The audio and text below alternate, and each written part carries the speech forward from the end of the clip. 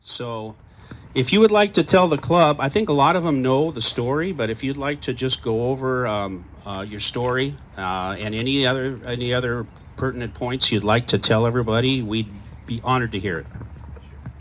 It's my honor to be here. Thank you for inviting me.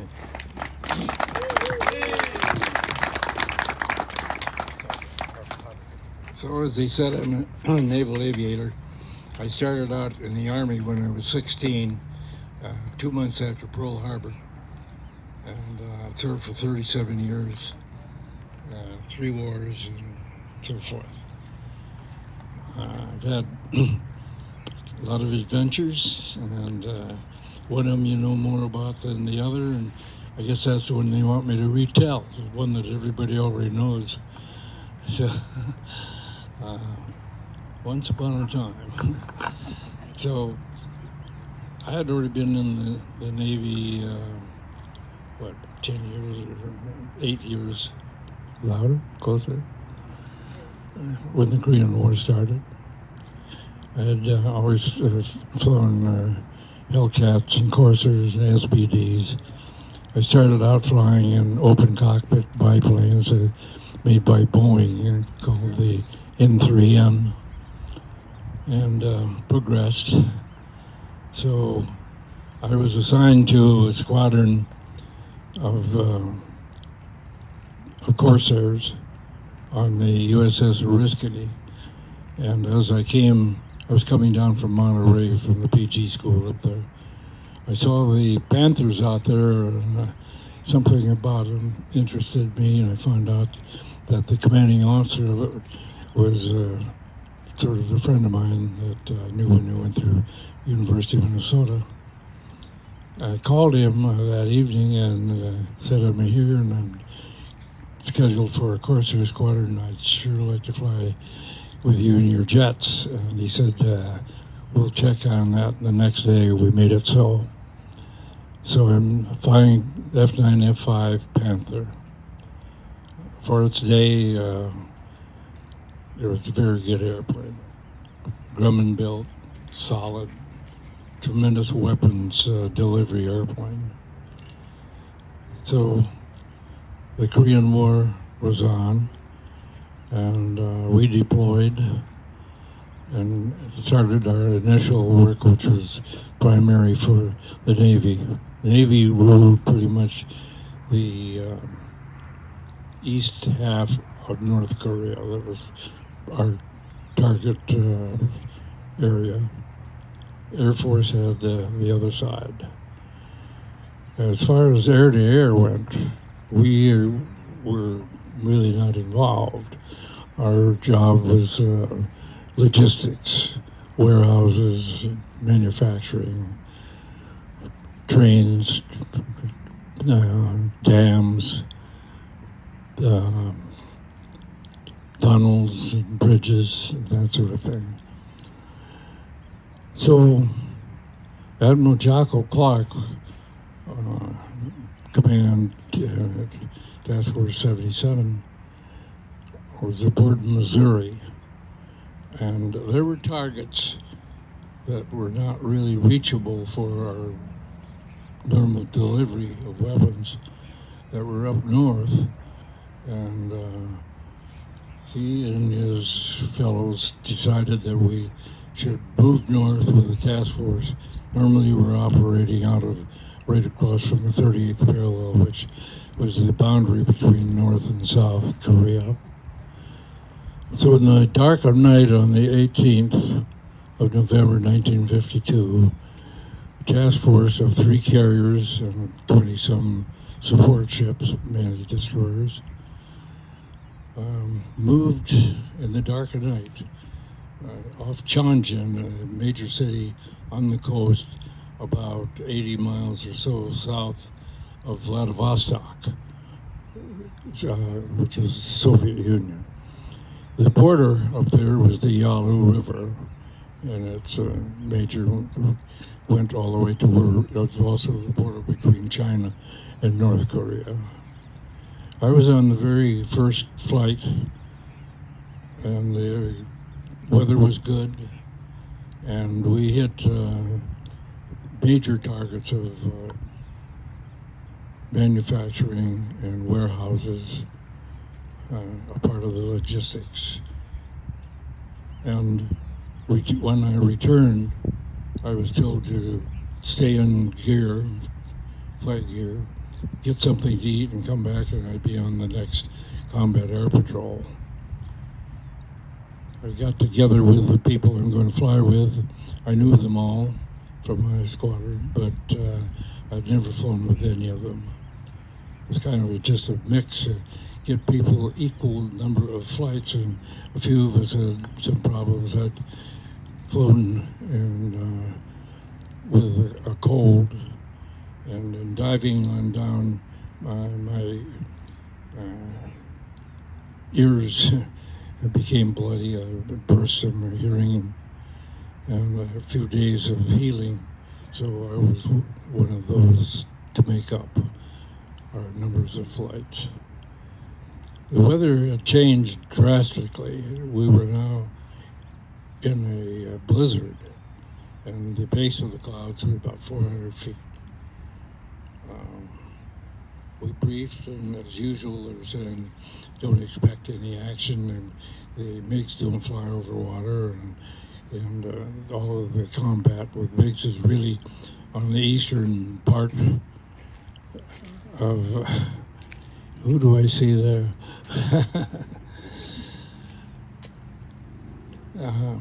However, we were prepared.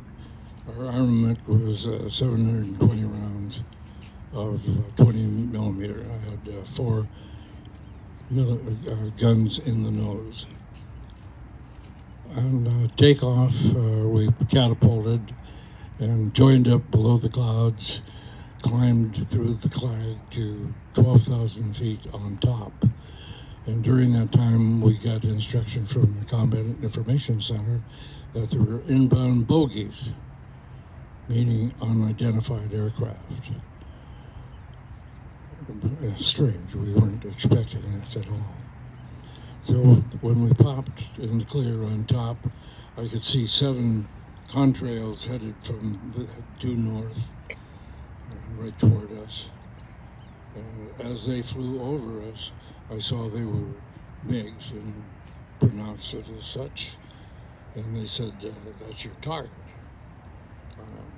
I was section lead, the lead of the division, Claire Elwood from Michigan, reserve pilot, had a warning light that his fuel system may fail.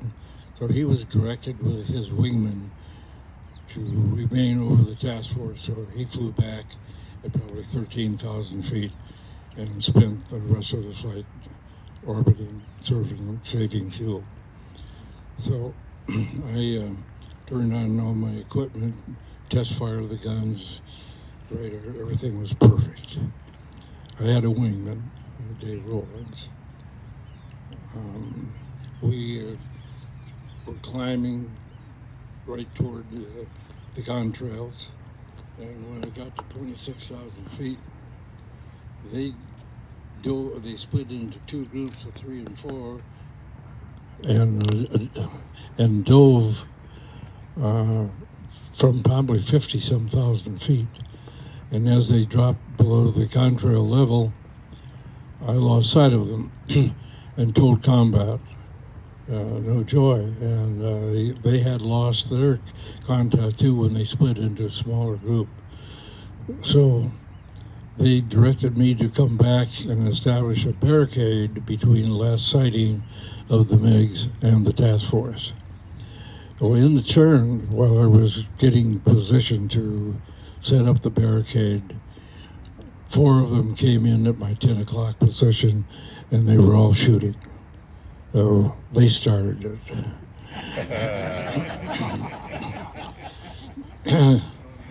I wrapped the airplane around, tight turn, ended up pretty much right on the tail end Charlie. Short burst, and he dropped out of formation, and then smoking. And as he's going down, my wingman left me and followed him. And he was out of the fight someplace else. The remaining three pulled up abruptly and climbed smartly a couple thousand feet above me, and I'm following, trying to get a shot if possible. They turned and came back and started firing on me, and the first guy I had planned to shoot at was the one that just lost his wingman, but I saw the other two already in shooting. So I turned on Lead, who turns out to have been involved in World War II and quite a stunning ace. But I got the solution, had the guns pointed in the right direction, made a very short burst, and he stopped firing and turned away. But I saw his wingman now shooting and coming at me, so I redirected my fire, exchanging with him, and I think nailed him because he stopped firing and did a maneuver and just slid right underneath my airplane.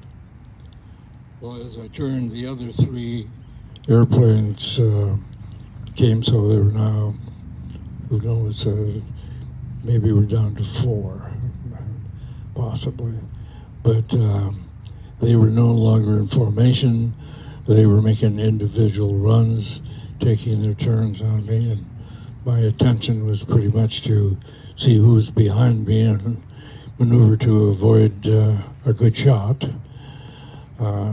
Meanwhile, I did have some opportunities.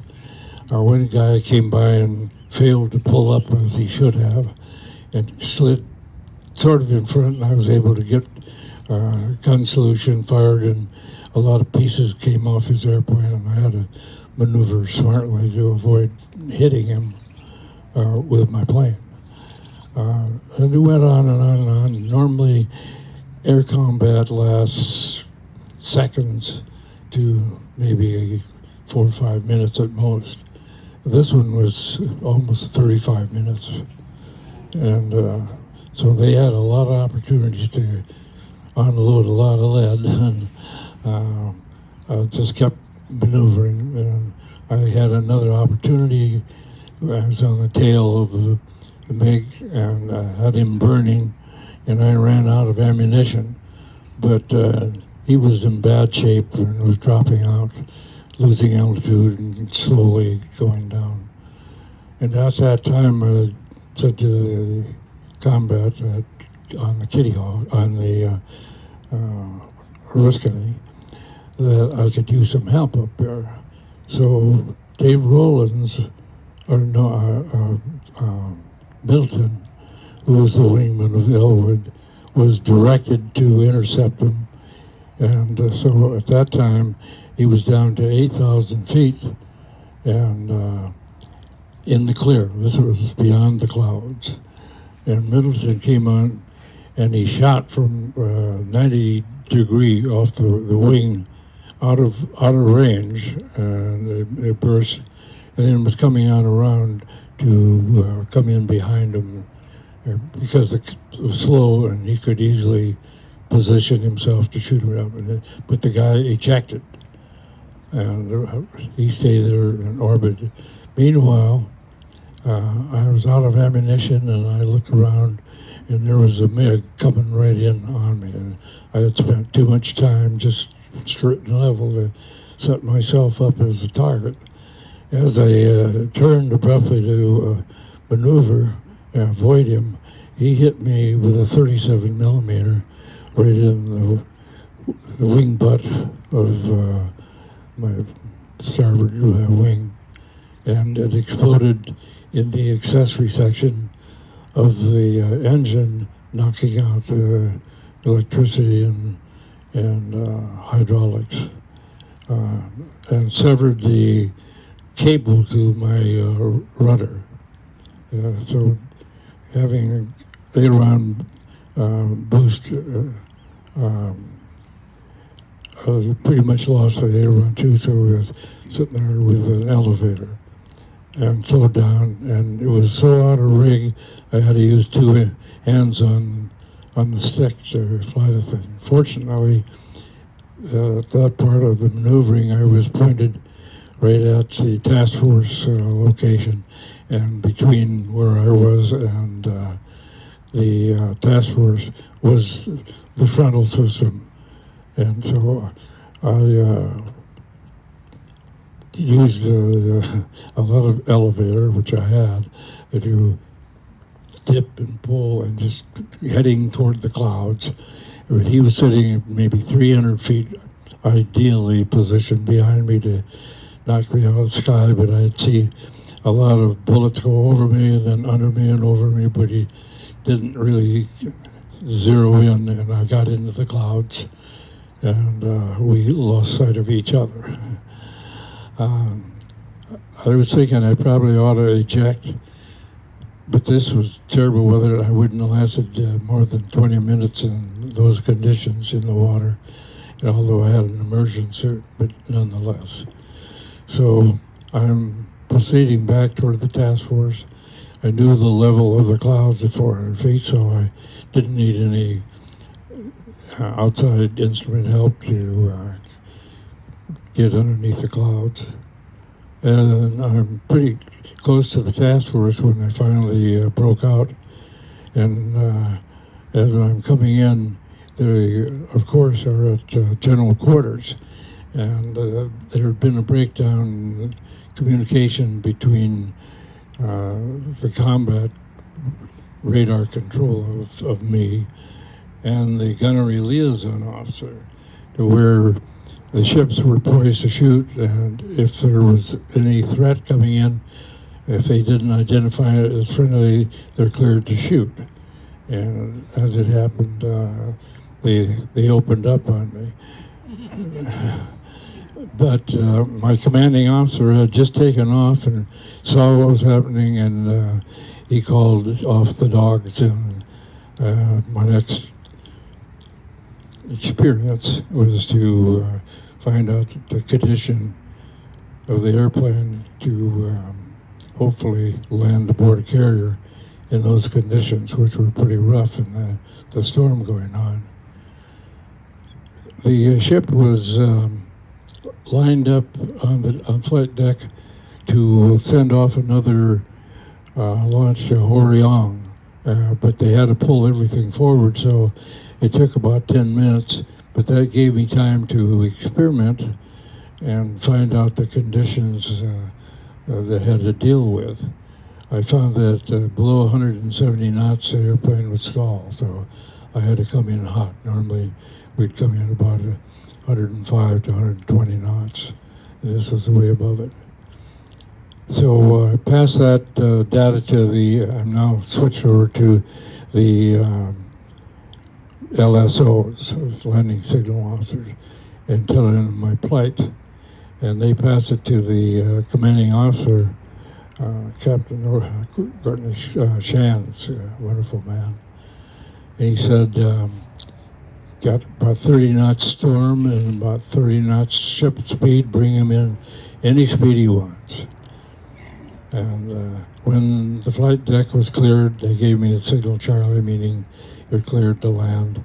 And I had positioned myself so when it turned into the wind, I would be pretty much in position to go straight in.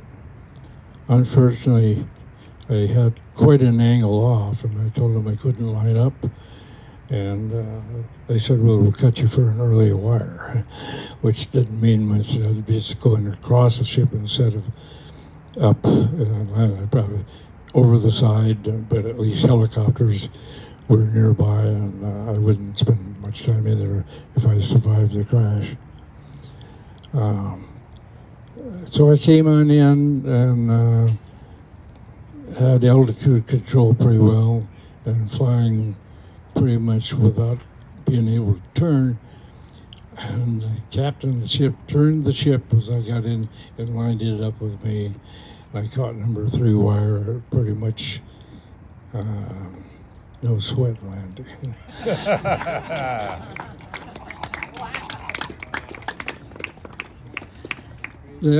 I noticed the humor in this group, which I appreciate. So I want to tell you what happened after that. I knew that President Eisenhower had pledged that if elected, he would go himself to Korea and see things as they were. And he got this information, and it was as publicized that there was an engagement. They talk about that they were Soviets. And the ship didn't know much beyond that, except what I was able to tell that I knew definitely had shot down at least one, and had some other smoking.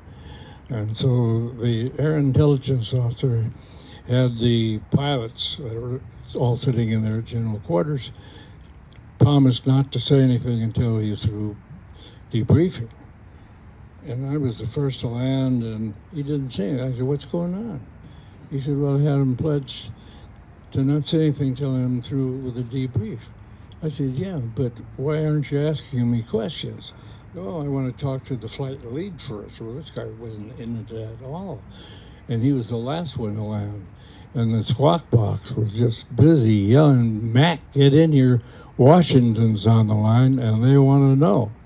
Well, he didn't know anything, but he made up a pretty good story. And he finally gave up and went back and made his report, and that became history, which was pretty much a big lie. Anyway, I was ordered to report to Admiral Briscoe, who was the senior naval aviator, naval officer in the Pacific. So when we were going back to Yokosuka, I was ordered to report to him. So I did, and on arrival, he shut the door and said, "Now, what I'm going to tell you, you won't be able to tell anybody any of it." And I did for 50-some years. But he said, "That report from the Oriskany, where did they get that dumb stuff?" And I said, "I don't know. I haven't seen it. I don't know anything about it." Well, he said, "We had NSA, a new organization capability for the United States, and they had their first operation with a team aboard the Helena? Yeah, cruiser right off Yokosuka. And they, in their team, knew everything that was going on. And they listened to what they were saying, they tracked where they went. And they'd like to have you know that you got at least 3, and a remnant came back, but you got at least 3. Now you can't tell anybody. Following that, so I came back at the ship and didn't discuss it with anybody. I avoided talking about the incident just because I'm likely to spill the beans and say something I'm not authorized to say. So I didn't. I just didn't talk about it. But I was back in Washington. They had the story, and President-elect Eisenhower, keeping his promise, was coming on out, and he wanted to see that guy Williams. So I was ordered to go to Busan and meet with Admiral Clark, and then go to Seoul and meet with the president.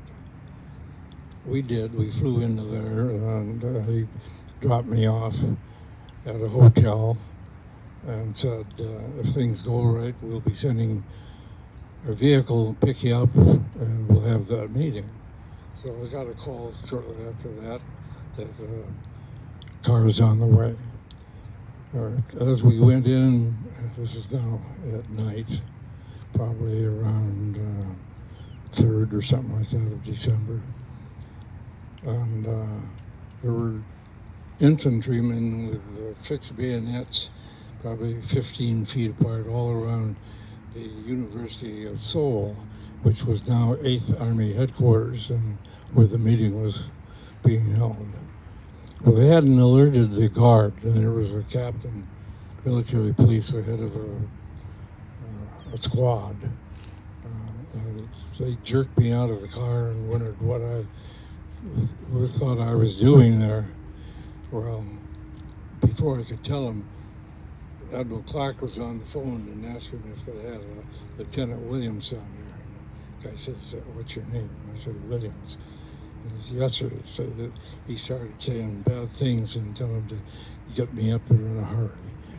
So he met me, and it was snowing, and then the Admiral combed my hair and brushed the snow off me, made it be presentable. I went into this room, amazing, probably maybe almost 15 people, maybe more like 12. But Omar Bradley, you know, all 4 and 5 star admirals and generals, and the Secretary of Defense, ambassador, British ambassador too, but he was excused. And president was there, so I meet all these guys, and we were just chatting. And the president came in, and one of the generals said, "Gentlemen, the president." So we all snapped to, and he says, "Eddie's boys, Eddie's." And I was the only guy he didn't know there, so they brought him over and we introduced him. He took me by the arm and led me over to a big overstuffed leather chair. He pressed me into the chair, then he sat on the arm of it and put his arm around me, and he says, "Now, before we get down to work, we ought to have a drink, don't you think?" "Yes, sir." And so he says, "We have bourbon and scotch, water and soda. What do you have?" "Oh, and my son John's the bartender. What do you have?" So I said, "A bourbon and water, please." He says, "Young man, we have awfully good scotch." I said, "Well, sir, I prefer bourbon and water." "Young man, we've got great scotch." I said, "Sir, I prefer bourbon and water." "Lieutenant, we've got the world's greatest scotch." "Mr. President, I drink." These admirals and generals are going nuts. What's this stunt-nosed kid doing? Anyway, so he says, "Oh, John, give him a bourbon and water." I've since switched to scotch. I'd like to take any questions. I mean, that's pretty much that for an hour.